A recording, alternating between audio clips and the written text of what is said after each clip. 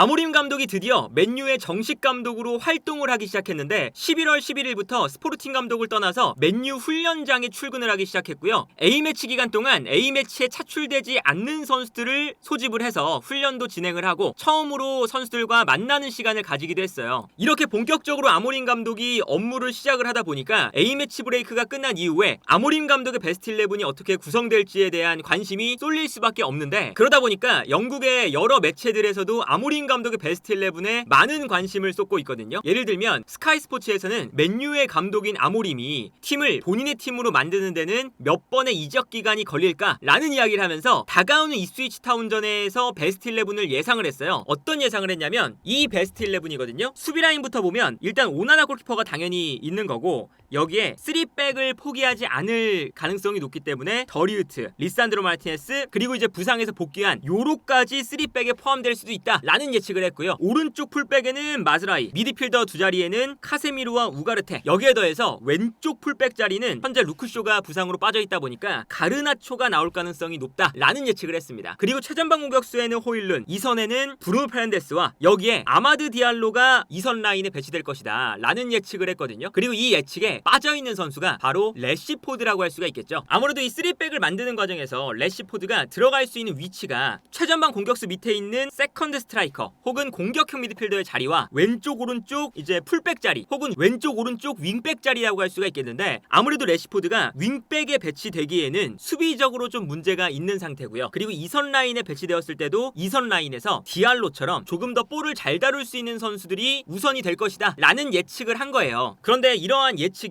정말 일리가 있는 것 중에 하나가 어떤 거냐면, 일단 래시포드가 수비 가담에 적극적이지 않은 편이기 때문에 기본적으로 래시포드가 수비에 적극적으로 가담하지 않는다면 그만큼 득점에 대한 생산력이 높아야 되는데, 스카이 스포츠의 분석에 따르면 이번 시즌 래시포드가 득점에 관여된 상황이 경기당 0.24골입니다. 그러니까 뭐 직접 득점을 하거나 아니면 뭐 어시스트를 하거나 득점에 어떻게든 관여가 돼야 되는 요 이제 수치가 다른 시즌들에 비해서 최근 10시즌만 놓고 봤을 때 가장 안 좋은 시즌이 되어가고 있어요. 물론 이것은 테나알 감독 체제에서 득점이 많이 나오지 않는다는 것도 존재하지만 래시포드가 현재 좋은 폼이 아니라는 것도 확실하거든요. 그리고 여기에 더해서 이런 수치도 있습니다. 일단 기본적으로 3백에 이제 좌우 윙백이라고 생각을 해본다면 볼을 끌고 올라갔다 내려왔다 하는 커버의 범위가 넓어야 되잖아요. 그런데 래시포드는 가르나초와 디알로와 비교했을 때 이러한 수치가 적다는 거예요. 그러니까 예를 들면 볼을 끌고 간 거리를 생각을 해보면요, 가르나초가 경기당 209m를 가지고 올라가고 디알로가 277m를 가지고 올라갔다고 돼 있어요. 그런데 래시포드는 127m라는 가르나초와 디알로와 비교했을 때 확연하게 떨어지는 수치를 기록을 하고 있습니다. 이것은 물론 래시포드가 최전방에서 뛰기 때문에 내려가서 볼을 끌고 올라오는 가르나초라던가 디알로보다는 당연히 수치가 조금 떨어질 수밖에 없기도 하지만, 그렇다고 래시포드가 내려가서 볼을 받은 다음에 끌고 올라오는 작업을 잘하는 편도 아니거든요. 그러다 보니까 이 수치를 봤을 때는 래시포드가 좌우 윙백에 적합한 자원은 아니다. 그렇기 때문에 루크쇼가 만약에 못 나온다 하더라도 가르나초가 왼쪽 윙백에 배치되었으면 배치되었지 래시포드가 들어갈 자리는 아니다 라는 거고요. 여기에 더해서 이선 라인에 배치되었을 때도 90분당 찬스를 만들어내는 횟수를 보면 가르나초가 1.3, 래시포드가 1.3, 디알로가 2.6의 횟수를 보여주고 있습니다. 그러니까 이 찬스 메이킹에서도 디알로가 훨씬 더 높은 수치를 보여주고 있어요. 그리고 공격 지역으로의 패스 횟수를 보면 가르나초, 래시포드, 디알로 요 세 명을 비교했을 때 디알로가 가장 높다는 것을 알 수 있습니다. 이것은 디알로가 최전방 공격수 밑에 찬스를 만들어주는 역할로 훨씬 더 적합하다는 이야기가 되는 거겠죠. 그러다 보니까 스카이 스포츠에서 예상한 요 라인업에 왼쪽에는 가르나초가 래시포드보다 윙백으로 뛰는 내려갔다 올라왔다 하는 이 역할에 적합하고, 이선 라인에서는 디알로가 훨씬 더 찬스를 만들어주는 플레이에 래시포드보다 적합하다. 그리고 당연히 뭐 페르난데스를 뺄 수도 없는 노릇이고, 최전방 공격수는 호일룬이다 보니까 래시포드가 들어갈 자리가 없다라는 분석이 나오기 시작했습니다. 그래서 아마 A매치 브레이크가 끝난 이후에 맨유의 선발 라인업은 입스위치 타운전에 이런 식이 될 가능성이 높아 보여요. 그러니까 아까 스카이 스포츠에서는 요로가 나온다고 예측을 했지만 요로가 나오기에는 아직은 무리가 있을 거기 때문에 리산드로 마르티네스와 더리우트 두 명의 선수가 당연히 한 자리씩 들어가고, 오른쪽 센터백 자리에 마즈라이가 배치될 가능성이 높습니다. 이 이유는 뭐냐면 아무래도 이 3백이 그냥 3명의 선수가 위치하는 게 아니라 상대 공격수들을 끌어내는 데 초점이 맞춰져 있거든요. 그러니까 예를 들면 이렇게 3 3백을 만들고 있다가도 우가르테라던가 카세미로 같은 미드필더 자원이 한 칸 내려가면서 4명의 선수가 됩니다. 4명의 선수가 되면서 순간적으로 상대 공격수가 전방 압박을 할 때 수적으로 4명 대 2명의 상황을 만드는 거예요. 그러면서 오른쪽과 왼쪽에 있는 센터백이 좌우 측면으로 넓게 펼쳐지면서 풀백처럼 배치가 되거든요. 이 상황에서 마즈라이가 3백의 오른쪽 센터백을 보면서 풀백을 뛸 수 있는 자원이기 때문에 이렇게 3백을 만들다가 포백이 되면서 자연스럽게 올라가는 역할까지 수행을 할 수가 있는 거죠. 리산드로 마르티네스도 마찬가지로 이렇게 풀백이 되면서 올라가는 역할도 수행할 수 있지만 마즈라이 쪽이 이런 역할이 더 잘 맞고, 여기에 더해서 리산드로 마르티네스도 이렇게 풀백으로 위치했을 때 올라가는 역할까지 가능하지만 리산드로 마르티네스는 마즈라이처럼 전문 풀백처럼 뛸 수는 없기 때문에 여기서 요 앞쪽에 공격수에 가까운 가르나초를 기용한다 라는 게 어느 정도 수긍이 가는 분석이라고 할 수가 있어요. 오른쪽 라인은 마즈라이가 있기 때문에 예를 들어서 달로가 살짝 가운데로 움직이면서 수비를 끌어당길 때 마즈라이가 오버래핑을 하거나 이러한 형태로 측면에서 풀어나갈 수가 있거든요. 근데 왼쪽 라인은 가르나초가 가운데로 들어가 버리면 리산드로 마르티네스가 오버래핑을 통해서 올라오는 게 익숙하지 않기 때문에 리산드로 마르티네스가 올라오는 게 아니라 가르나초가 측면으로 높게 올라가면서 수비를 끌고 들어가줘야 된다는 거죠. 그러면 그 순간 이 공간으로 브루노 페르난데스라던가 이런 선수들이 내려와 주면서 요 2선 라인의 공간을 확보하고 조금 더 볼을 잡을 수 있는 여유가 되는 거고, 여기에 리산드로 마르티네스도 많이 올라오진 않지만 가르나초가 수비를 끌고 올라가주면 약간 안쪽으로 들어와서 볼을 배급하는 역할을 수행해 줄 수가 있습니다. 특히나 우가르테 같이 미드필더들이 내려가기 때문에 리산드로 마르티네스가 안쪽으로 들어와 주면서 밸런스를 잡아줄 수가 있어야 되거든요. 그리고 여기에 대해서 마즈라이 같은 경우도 마찬가지로 달로가 조금 더 올라갔을 때는 올라가면서 오버래핑을 할 수 있지만 미드필더가 한 명밖에 남지 않았기 때문에 가운데로 좀 들어와서 미드필더 싸움을 도와주는 이러한 형태로 아모린 감독의 전술이 이루어질 가능성도 배제할 수가 없습니다. 그렇기 때문에 여기서 이 가르나초의 역할을 생각을 해보면 가르나초가 계속 이 윙백의 역할을 오르락 내리락 하면서 소화를 해줘야 돼요. 그러니까 예를 들면 리산드로 마르티네스가 올라오지 않을 때 가르나초가 내려가서 볼을 받아주기도 해야 되고요. 받아준 다음에 여기서 끌고 올라오는 역할까지 수행을 해야겠죠. 아니라면 아까처럼 수비를 끌고 올라가면서 계속 오프 더블 플레이를 통해서 본인의 뒤에 수비가 없도록 공간을 만들어주는 플레이를 가르나초가 좀 해줘야 되거든요. 근데 이러한 역할에도 사실은 레시포드보다는 더 열심히 움직일 수 있는 가르나초가 적합하다라고 볼 수가 있겠고요. 여기에 더해서 스포르팅에서 보여줬던 아모린 감독의 또 특징 중에 하나가 3백을 만들다가도 3백의 한 명의 선수가 한 칸 미드필더 라인으로 올라갈 때가 많아요. 그렇기 때문에 이 리산드로 마르티네스의 역할이 아마 점점 더 중요해지지 않을까 싶거든요. 리산드로 마르티네스가 센터백도 볼 수 있지만 풀백도 볼 수 있고 심지어는 수비형 미드필더처럼 뛸 수도 있죠. 그렇기 때문에 여기서 리산드로 마르티네스가 한 칸 올라가면 미드필더 라인에 있는 한 명의 선수가 살짝 올라가 주면서 오히려 요 앞쪽에 4명의 선수가 위치하는 이러한 형태를 자연스럽게 만듭니다. 그리고 우가르테도 특히나 아모린 감독이 지도를 받았었기 때문에 이 역할을 수행을 참 잘했어요. 그래서 우가르테가 올라가든 아니면 카세미로가 올라가든 이렇게 올라가는 역할을 수행을 할 때 자연스럽게 왼쪽 오른쪽 윗백이 살짝 내려오면서 포백의 밸런스를 또 만들게 됩니다. 그래서 아모린 감독의 전술을 설명을 할 때 3백에서 포백으로 변화하면서 4-2-2-2의 전형을 만든다 라는 표현도 많이 쓰거든요. 그러다 보니까 이런 상황에서도 많이 내려와서 일단 볼을 받아줘야 되는 달로와 가르나초의 역할이 참 중요해요. 이 좌우 측면에서 볼을 끌고 계속 움직여주고 측면에서 수비를 끌어당기는 역할을 해야 가운데 지역에 있는 선수들의 플레이가 더욱더 편해질 수밖에 없겠죠. 그래서 이 왼쪽 라인에 물론 루크쇼가 나와서 루크쇼가 정상적인 컨디션을 회복하면 이 자리에 루크쇼가 배치가 될 거고, 그리고 이제 요로가 복귀를 한다면 마스라이나 달로가 이제 왼쪽 윙백에 뛸 수도 있겠지만 지금 당장은 요 자리에 가르나초가 뛸 수 있을 만한 가능성이 충분해 보인다 라는 예측이 나오는 거고요. 그리고 이렇게 미드필더 라인에 6명의 선수가 배치가 되었을 때 여기서의 특징 중에 하나는 중앙 지역에 있는 선수들이 측면으로 빠져나가면서 공간을 만들어줄 때가 많습니다. 특히나 뭐 예를 들어서 우가르테, 리산드로 마르티네스, 카세미로 이 선수들은 그래도 가운데에 있어도 앞쪽에 있는 호일룬, 브루노 페르난데스, 디알로 요 선수들이 사방팔방으로 움직이면서 수비를 끌어내는 플레이가 많이 나오거든요. 특히나 이 선 라인에 있는 브루노 페르난데스와 디알로 이 두 선수가 스포르팅에서도 요 자리에 있는 선수가 매우 중요했어요. 예를 들면 좌우 측면으로 윙백이 올라갔을 때 수비가 한 명씩 끌려 나오잖아요. 그러면 끌려 나올 때 다시 한번 측면으로 또 뛰어나갑니다. 그러면 수비가 또다시 끌려 나갈 텐데 그 순간 수비가 한 번 윙백에게 끌려 나가고 이선 라인에게 또 끌려 나가면 이때 최전방 공격수가 뛰어들어갈 수 있는 공간이 많이 형성이 된다는 거죠. 그리고 여기서 공간으로 패스를 넣어줬을 때 뛰어들어가는 호일룬의 경합 과정, 요 싸움이 이제 매우 중요한 거거든요. 그래서